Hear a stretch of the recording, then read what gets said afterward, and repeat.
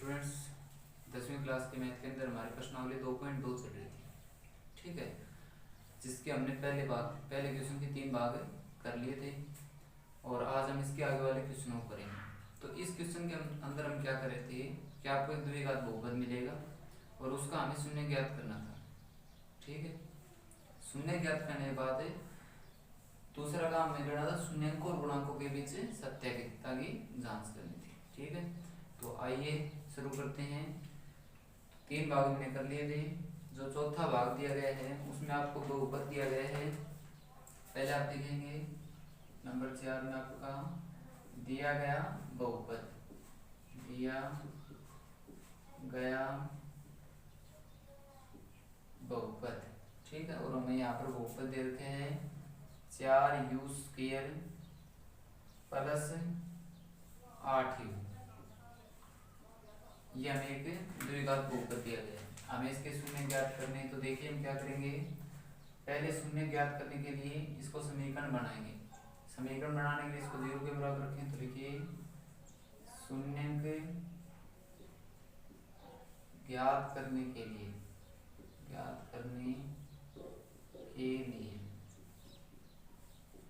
शून्य ज्ञात करने के लिए हम इसको 0 के बराबर रखेंगे। तो 4u² प्लस 8u बराबर 0। क्लियर। अब देखिए जब यहाँ पर 3 भाग होते थे, पीछे वाले क्वेश्चन हमने देखे, यहाँ पर जब 3 पद होते थे तो हम 3 के गुणनखंड करके 4 पद बना रहे थे और 4 में से फिर 2-2 के पेड़ बना रहे थे। लेकिन यहाँ पर पहले ही हमें दो पद दिए गए हैं। ठीक है, तो हम क्या करेंगे, इन्हीं 2 पदों में से देखेंगे कि क्या चीज बार कॉमन आ रही है। तो यहाँ पर देखिए बड़े से बड़ा पहाड़ा जिसमें 4 भी आए और 8 भी आए। ठीक है, तो आप कहेंगे कि 2 के पहाड़े में भी 2, 4 और 8 आता है। 3 के पहाड़े में आएगा, लेकिन 4 के पहाड़े में ये भी आएगी, 4 भी आएगा और 8 भी आएगा। तो जो 4 वो बड़े से बड़ा पहाड़ा है जिसमें 4 और 8 दोनों आते हैं। उसके बाद 2u यहाँ पर पड़े हैं, 1u यहाँ पर है, तो 1u बाहर निकाल लेंगे। अंदर देखिए क्या रहता है, 4 तो बाहर आ गया, 2u थे, 1u बाहर आ गया, तो 1u अंदर रह गया। प्लस यहाँ पर देखिए 8 है और 4 हमने कॉमन निकाले हैं। तो 4 के पहाड़े में आपका 8 आता है, कितने पर 2 पर, तो यहाँ पर कितना रह गया 2। 1u था वो हमने बाहर कॉमन निकाल लिया, तो ब्रैकेट बंद कर देंगे, आगे हम बराबर 0। ठीक है, अब यहाँ पर भी 2 टर्म बन गई। या तो फिर आपका ये जो 4u है ये 0 के बराबर होगा, या फिर u प्लस 2 बराबर क्या होगा 0। जब आपका 4u बराबर 0 होता है तो u का मान 0 मिलेगा, क्योंकि जब 4 तो गुणा में है, 0 भाग में 4 बनेगा और 0 भाग में 4 हमारा दोबारा से 0 हो जाएगा। और यहाँ से देखें तो u का मान प्लस 2 उस तरफ जाके माइनस का 2 हो जाएगा। ठीक है, तो u के हमें 2 मान मिल गए, एक तो 0 और एक -2। यही 2 मान क्या है दिए गए बहुपद के शून्य के। तो आप लिखेंगे अतः u बराबर यानी कि आपका 0 और -2 दिए गए बहुपद 4u² प्लस 8u के शून्यंक है। ठीक है, यहाँ पर आपका एक काम है कंप्लीट हो जाता है। अब हमें शून्यंकों और गुणांकों के बीच सत्यता जांच करनी है। तो उसके लिए देखिए हम क्या करेंगे। जांच में आपको बताया था जो शून्यंकों का योग है उसको आपको सिद्ध करना है -b भाग में 1 और जो शून्यंकों की गुणा होती है उसको सिद्ध करना है c भाग में 1। तो आइए शून्यंकों के योग के बारे में करते हैं। पहले शून्यंकों का योग, आपको जो 2 शून्य मिले उनको जोड़ते हैं। तो -2 प्लस दूसरा शून्य हमारा क्या है 0 है, और जब दोनों को जोड़ेंगे तो आपका कितना मिलेगा, हमें उत्तर -2 मिलेगा। क्लियर। अब आप एक काम कीजिए, यहाँ से a b c के मान निकालिए। ए का मान जो स्क्वायर वाले टर्म के आगे है 4, बी का मान जो यू के आगे है 8, सी का मान 0, यानी कि अचर पद नहीं है तो अचर पद का मान कितना हो जाएगा 0 हो जाएगा। यह आपका हम रफ पेज के ऊपर करके देखेंगे। अब यहाँ से हमें पता है जो योग होता है माइनस बी भाग में ए होता है, तो माइनस बी का मान है 8 भाग में इतना हमारा 4, ठीक है, ये टर्म बढ़ेगी। तो हम क्या करें -2 को इस टर्म के बराबर रखते हैं, -8 भाग में 4। क्यों? क्योंकि अगर हम इन दोनों को सोल्व करते हैं 4 से 8 को काटें तो दोबारा से हमें क्या मिल जाएगा 2 मिल जाएगा, माइनस यहाँ पर भी है माइनस है यहाँ पर भी है, क्लियर। तो हमने -2 को क्या रख दिया -8 भाग में 4। अब इस टर्म को हमें इसके बराबर रख सकते हैं -b भाग में a, क्लियर है। और यही टर्म हमें सिद्ध करनी थी कि जो शून्यकों का योग है वो -b भाग में a के बराबर है। दूसरे नंबर पर हम सिद्ध करेंगे शून्यकों की गुणा, शून्यकों की गुणा। तो इसमें देखिए हम क्या करेंगे, इन दोनों की गुणा कर लेते हैं, -2 गुणा 0, और जब 0 के साथ किसी टर्म की गुणा करते हैं तो वो टर्म क्या हो जाएगी हमारी पूरी ही 0 हो जाएगी, क्लियर है। अब यहाँ से देखिए हम शून्य को जो गुणा होती है हमें सी भाग में ये होती है, ठीक है। तो यहाँ से मान रख दीजिए सी का मान 0, ए का मान है 4, तो इस टर्म को हम क्या लिख देंगे 0 भाग में 4, और 0 भाग में 4 किसके बराबर है सी भाग में ए के बराबर है, ठीक है। वो काम हम जरा पेज के ऊपर करके देखें। तो हमने सिद्ध कर दिया जो शून्यकों की गुणा वो किसके बराबर है सी भाग में ए के बराबर है, ठीक है। और जो योग है वो किसके बराबर है -b भाग में a के बराबर है। तो हमारे जो शून्य का वो बिल्कुल सही है। तो ये था आपका भाग नंबर 4, ठीक है। आइए अब देखते हैं इसका भाग नंबर जो 5 दिया गया हमें, बिल्कुल आसान है। सिर्फ आपको इतना ध्यान रखना करते समय कि आप कोई मिस्टेक ना करें, ध्यान से एक एक स्टेप को करते हुए क्वेश्चन में आगे की तरफ बढ़ना है, ठीक है। तो जो भाग नंबर 5 दिया गया है इसमें आपको द्विघात बहुपद मिला है, दिया गया बहुपद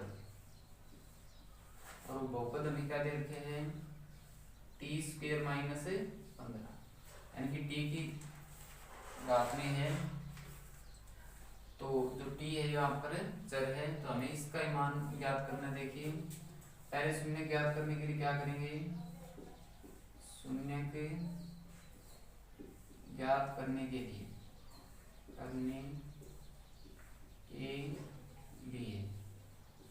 ठीक है। और शून्य को ज्ञात करने के लिए जो बहुपद उसको 0 के बराबर रखें, तो t² - 15 बराबर है 0। अब यहाँ से हमें t² का मान ज्ञात करना है, तो -15 को एक बार इस तरफ भेजेंगे तो t² बराबर है 15, क्लियर है।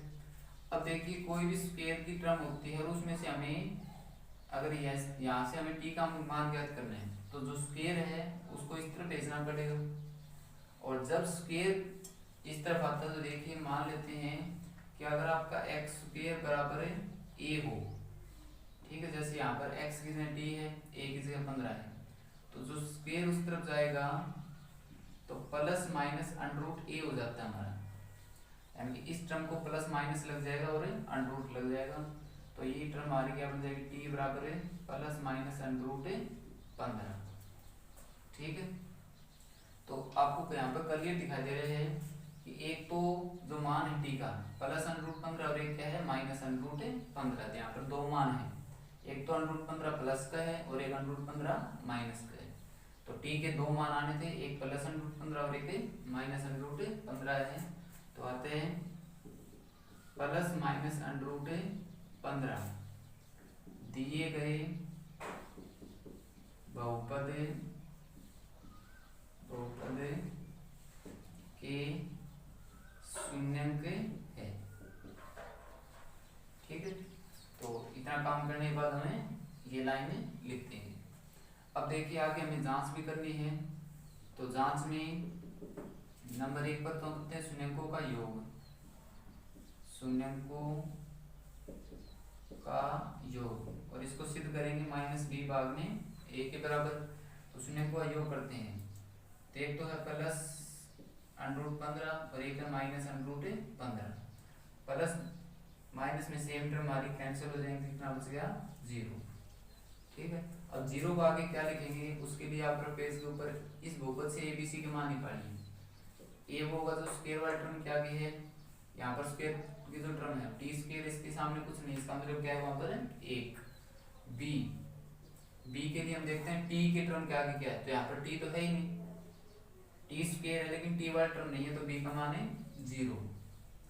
और जो सी का मान है वो कितना है, -15 है। क्लियर है, टी का मान है -15। अब हम क्या करेंगे, देखिए शून्यंकों का जो योग होता है वो माइनस बी भाग में ए के बराबर होता है, तो माइनस बी का मान यहाँ पर 0 और ए का मान कितना है 1 है। ठीक है, तो हम इस टर्म को क्या लिख देंगे, -0 भाग में 1। और जब ये वाला टर्म आप लिख लेते हैं तो ये टर्म कहाँ से है, इससे है, तो -b भाग में ए। क्लियर है, तो ये था आपका शून्यंकों का योग, जिसको हमने सिद्ध कर दिया -b भाग में ए के बराबर। अब दूसरा सिद्ध करते हैं शून्यंकों की गुणा सी भाग में ए के। शून्यंकों की गुणा, यहाँ से देखिए शून्यंकों की गुणा करते हैं, -√15 गुणा +√15। माइनस और प्लस की जब गुणा करते हैं तो निशान में पता है किसका आएगा, माइनस का। यहाँ पर देखिए √15 गुणा √15 है, जब सेम √ की टर्म की गुणा करते हैं तो √ हट जाता है, तो ये सिर्फ क्या जाएगा हमारे पास है -15 आ जाएगा। क्लियर। अब देखिए हमें पता शून्यंकों जो गुणा होती है वो सी भाग में ए के बराबर होती है, यहाँ से सी का मान -15 और ए का जो मान वो कितना है 1 है, तो इस टर्म को हम क्या लिख देंगे, -15 भाग में 1, क्योंकि भाग में 1 तो हमें कर सकते हैं, बराबर है। और ये टर्म कहाँ से आई है, सी भाग में ए से। क्लियर है, तो हमारी जांच हो जाती है कि जो शून्यंकों का योग है वो -b भाग में ए के बराबर और शून्यंकों की गुणा सी भाग में ए के बराबर है। ठीक है, तो इस तरह से आपको ये भाग नंबर 5 करना था। आइए अब करते हैं जो इसका अगला भाग दिया गया है, तो उसके अंदर जो आपको दिया गया बहुपद है वो क्या देखते हैं।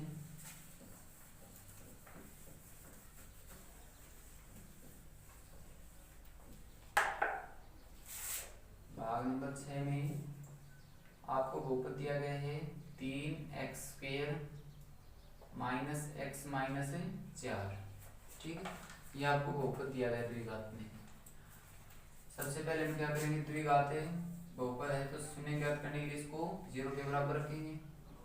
तो आप लिखिए शून्यंक ज्ञात करने के लिए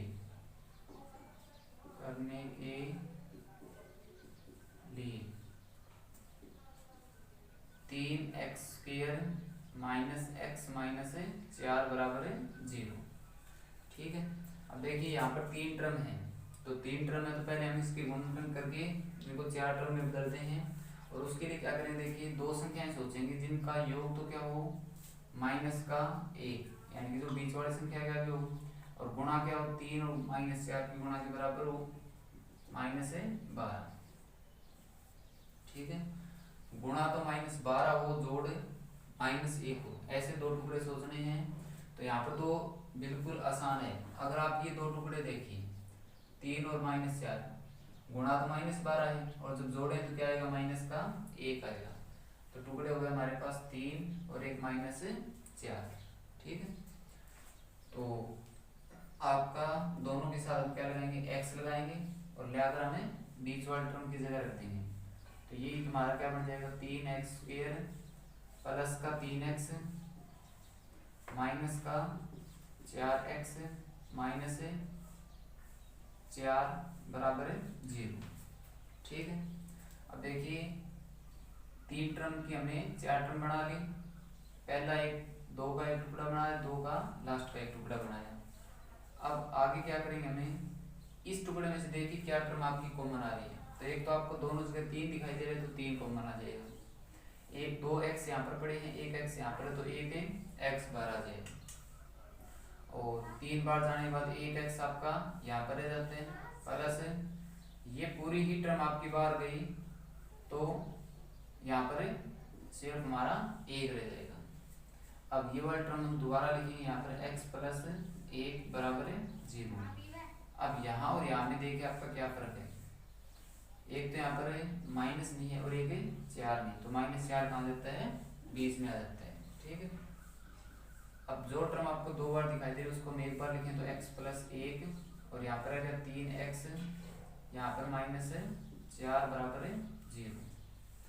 अब एक बार इस टर्म को 0 के बराबर रखते हैं तो x प्लस 1 बराबर 0 या फिर हमारा 3x माइनस 4 बराबर 0।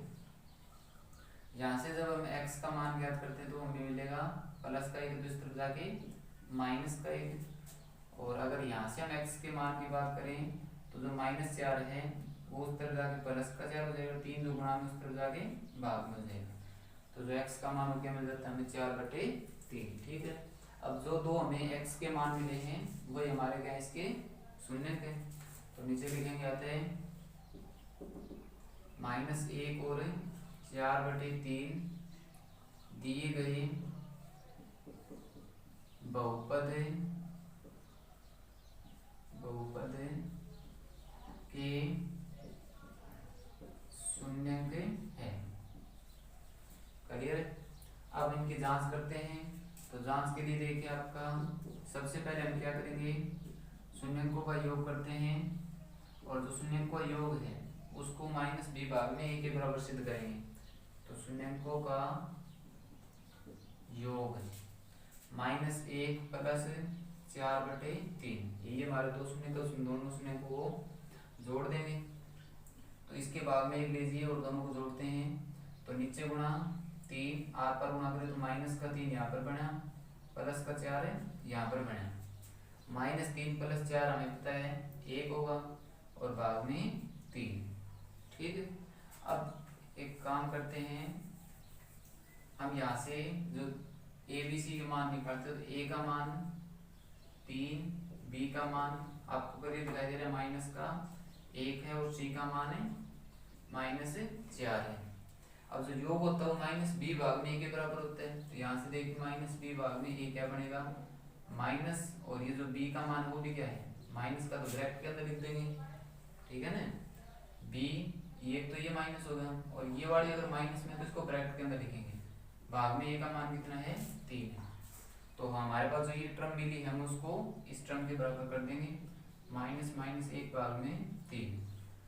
क्यों करते हैं, क्योंकि इस टर्म में और इस टर्म में कोई चेंज नहीं है, बिल्कुल सेम है, माइनस और माइनस की जब गुणा करते हैं दोबारा से हमें प्लस मिल जाएगा, और जो ये वाला टर्म है वो कहाँ से आई है -b भाग में a से आई है, तो जो शून्य को योग सिद्ध किसके बराबर हो गया -b भाग में a के बराबर हो गया।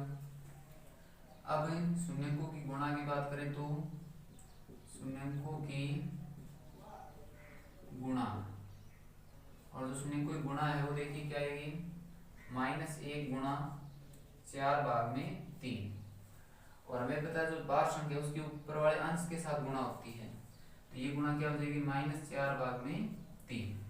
ठीक है, अब वहां से देखते हैं हम c भाग में ये किसके बराबर होता है, c भाग में a, तो -4 भाग में 3, और आपको दिखाई दे रहा है बिल्कुल सेम टर्म है, तो ये हमारी c भाग में a के बराबर हो जाएगा।